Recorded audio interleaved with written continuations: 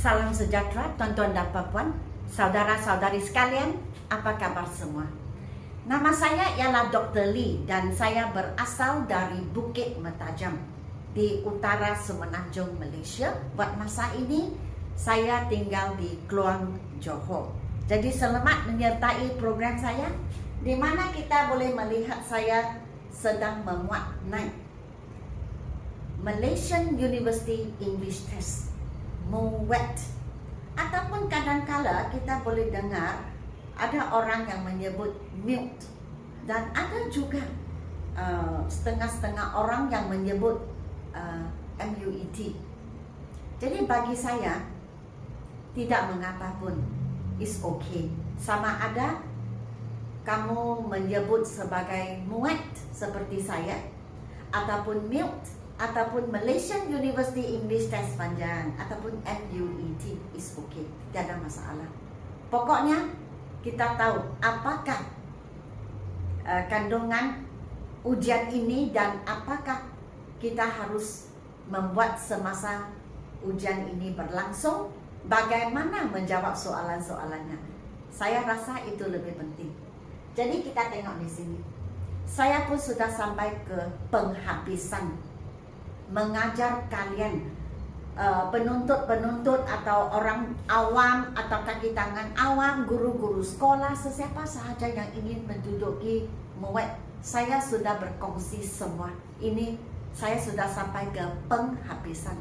Dan selain daripada berkongsi dengan kalian tentang kehendak setiap bahagian, sekarang saya akan mengajar kalian bakal calon MUET bagaimana menulis email, bukan menulis tetapi membalas. Jadi untuk kertas ini, writing test, kertasnya dinamakan sebagai kertas 800 palang 4, kertas 4, di mana kalian dikehendaki untuk menulis 2 karangan. Dan 2 karangan itu kita bahagikan kepada task 1 dan task 2. Hari ini saya mengajar task 1, seterusnya saya akan mengajar task 2. Jadi jikalau kalian mempunyai kawan-kawan atau sesiapa sahaja saudara mara yang tidak pasti, tidak tahu bagaimana mengendalikan ujian ini, silalah berkongsi dengan mereka video saya agar mereka juga mendapat manfaat. Bagi saya hanya berharap dapat membantu kalian. Bagi sesiapa yang sedang bekerja tetapi perlukan MUET sijilnya, kaki tangan awam jikalau ingin dapat promosi, bagi sesiapa penuntut-penuntut matrikulasi foundation yang di universiti tidak diajar MUET kerana pensyarah-pensyarah dan universiti terlalu sibuk mengajar kalian, jadi tidak ada lebih masa. Jikalau ada, saya rasa sangat baik, tapi jikalau tidak, saya pun faham sebab pensyarah memang ada tugas masing-masing, dan ini luar daripada kita katakan luar daripada sukatan foundation ataupun matrikulasi. Okay? So jikalau ada, saya rasa sangat baik. Jikalau tidak, saya faham juga. Jadi saya harap saya dapat membantu kalian. Jadi di sini kita tahu task 1 untuk writing kita perlukan 2 task. Maksudnya kita perlu menulis 2 karangan, 2 buah karangan. Yang pertama dipanggil task 1. Sekarang saya akan mengajar dan 25 minit dicadangkan untuk kalian menghabiskan karangan ini, dan sekurang-kurangnya kalian mesti menulis 100 patah perkataan dan markanya 30 marka. Marka penuh 30. Jadi biar saya membaca. Untuk MUET, untuk ujian ini, kalian dikehendaki untuk membalas, bukan menulis, ya. Membalas email ataupun surat tidak rasmi. Jadi saya boleh katakan di sini kalian dibenarkan untuk menggunakan short form. Contohnya it's IT apostrophe S daripada menulis it is, okay, kalian boleh tulis begini, short form. Mengapa? Sebab ia adalah cara pendek, short form. Boleh digunakan. Kalian diizinkan untuk menggunakan short form. So di sini saya tulis it is, kemudian it's begini. Ya, kita diizinkan, dibenarkan untuk berbuat demikian. Tetapi jikalau kalian ingin menggunakan it is, okay juga, tiada masalah. Okay, so boleh gunakan dua-dua lah, suka hati. Tapi kalau gunakan ini memang tidak salah, diizinkan sebab kalian kehendaki untuk membalas email kepada kawan, membalas email kawan, saudara mara, ibu bapa, ataupun kawan-kawan di media platform, di platform media. Dan biar saya membaca email yang kalian menerima. So daripada siapa? Jill. Waktu kamu membalas daripada nama kamu, from nama kamu, subjek boleh ikut balik ataupun subjek yang lain. Okay? Biasanya kita boleh ikut balik juga. Hi, I missed the health talk because I had a high fever. How was the talk? So kamu telah tidak dapat menyertai health talk, taklimat kesihatan. So bagaimana dengan taklimat tersebut? Ini yang Jill ini ada high fever, maksudnya demam tinggi. The speaker is a well-known doctor. I heard he talk about COVID-19, right? I'm very interested to learn about the preventive measures of COVID-19. Did he talk about it? Seterusnya, was there a Q&A session after his talk? I'm upset I missed the talk. I hope there will be another talk in the future. Hope to hear from you soon. And then ada cakap bye atau tidak, okay? And then terus Jill.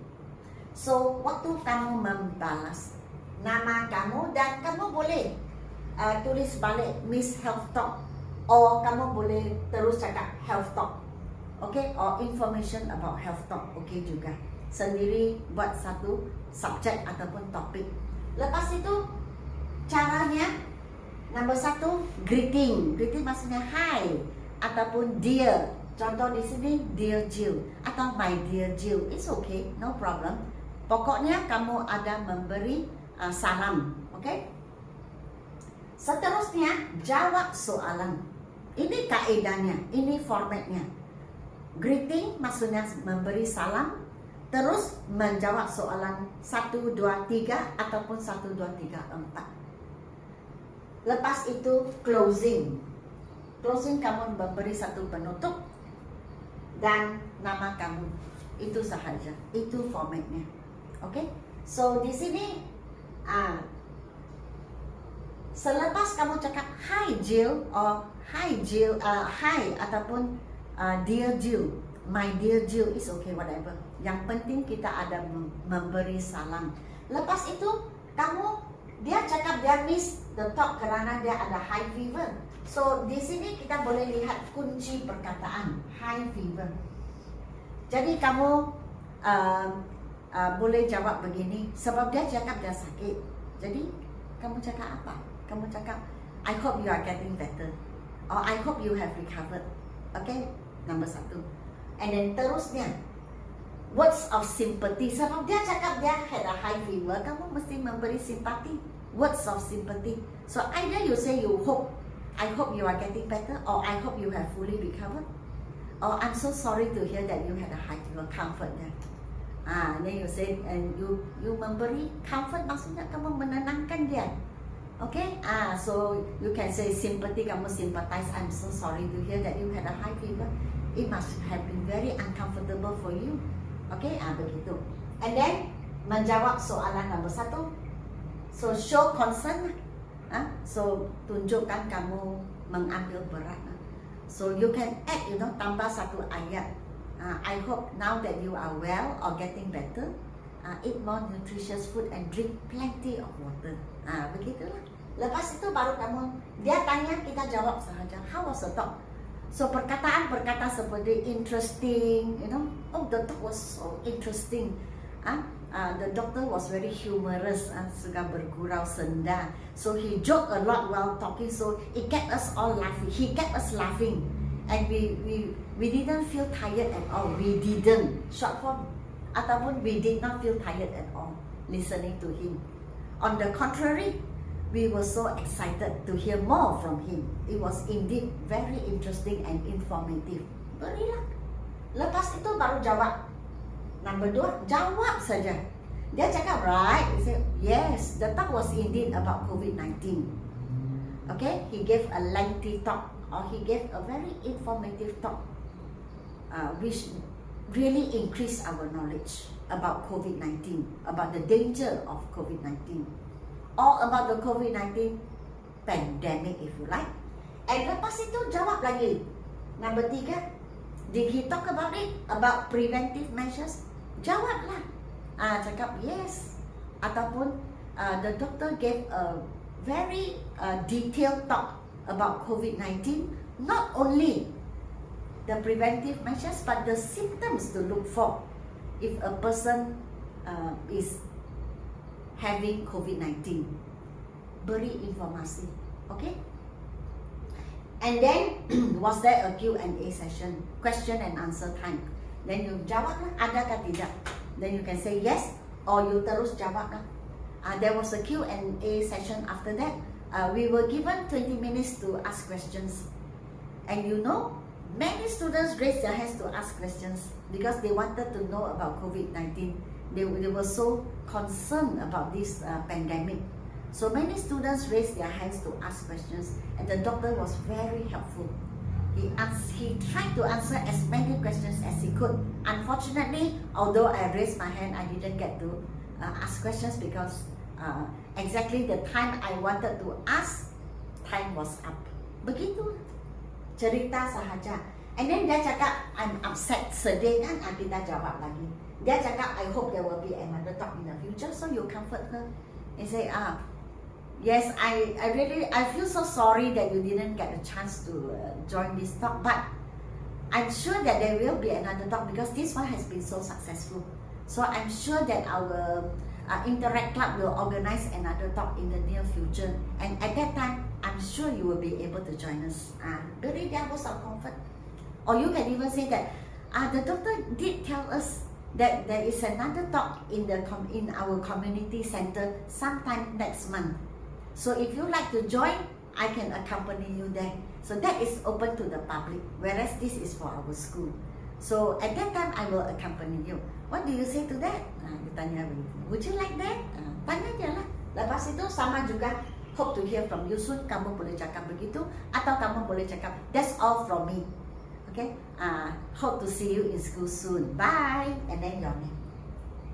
Okay? So beginilah caranya. Kita menjawab, kita hanya menjawab, jadi senang. Ingat, secara keseluruhan, greeting, salam. Lepas itu jawab soalan yang dia bertanya. Kemudian belakang closing. So sebelum closing mesti ada hope lah. Apakah harapan kamu? Dan lepas itu ingatlah, yang last ini closing. Mesti cakap goodbye atau I hope to see you in school soon, or see you soon, or hope to hear from you soon, hope you reply to my email dan sebagainya. Terus bye atau tidak ada bye pun tidak mengapa seperti ini. Yang penting tulislah nama kamu. Itu sahaja. Oke, senang. 30 marka penuh. Oke, selepas video ini saya akan mengajar kalian tentang kaedah menjawab discursive essay, problem solution essay, dan lagi satu argumentative. Kalau saya tidak silap, saya pun sudah lupa. Problem solving, discursive ataupun perbincangan, yes, argumentative 3. So lepas inilah, sama ada saya buat dalam satu video ataupun berlainan, terpulanglah kepada apa yang saya ingin mengajar. Kalau saya rasa tiga-tiganya boleh habis dalam satu video, saya akan membuat demikian. Tengok keadaan, tapi saya mesti buatlah. Jadi terus ikut saya ke video yang seterusnya, bahagian penulisan task 2. Jikalau kalian ingin belajar pertuturan lisan, sila ke TikTok saya ataupun Instagram saya. Dan jikalau kalian ingin belajar grammar, English grammar, pergilah ke video saya, ke YouTube channel saya. Oke, sekian, terima kasih. Jangan lupa untuk memberi saya like, share, dan subscribe. Sekian, terima kasih.